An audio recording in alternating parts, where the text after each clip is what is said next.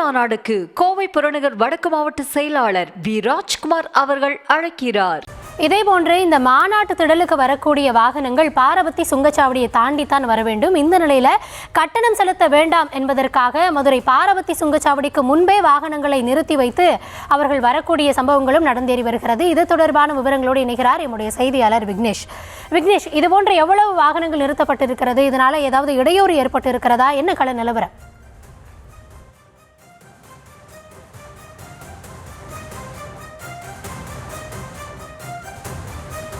நம்ம செய்திகளை கேட்டு பெறலாம். முன்னதாக அந்த காட்சிகளை நம்ம தற்பொழுது திரையில பார்த்து கொண்டிருக்கிறோம். அந்த சாலையின் ஓரம் முழுவதுமே வாகனங்கள் நிறுத்தி வைக்கப்பட்டிருக்கிறது.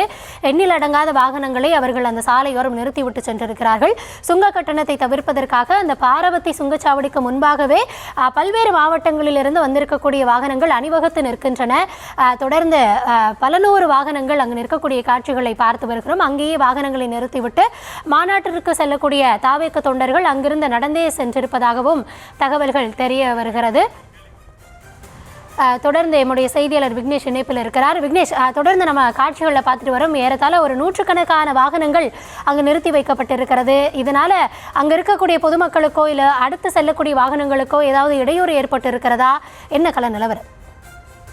நிச்சயமாக தமிழக வெற்றி கழகத்தின் இரண்டாவது மாநில மாநாடு மதுரை பாரபத்தி பகுதியில் மாலை 4 மணிக்கு தொடங்க உள்ள நிலையில் இதற்காக பல்வேறு மாவட்டங்களில் இருந்து தாவேகா தொண்டர்கள் மற்றும் பொதுமக்கள் ரசிகர்கள் என ஏராளமானோர் வந்தவண்ணம் காலை முதலே வந்தவண்ணம் உள்ளனர்.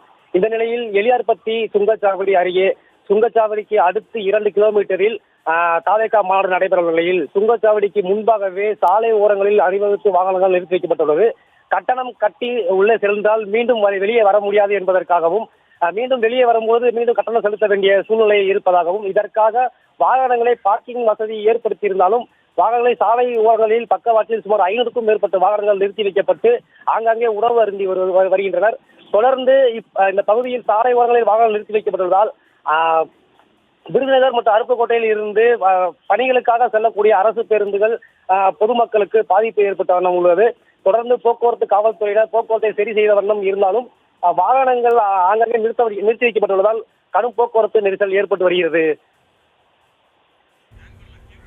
தற்போதைய கள தகவல்களுக்கு நன்றி விக்னேஷ். வெற்றி மாநாடுக்கு கோவை புறநகர் வடக்கு மாவட்ட செயலாளர் வி ராஜ்குமார் அவர்கள் அழைக்கிறார்.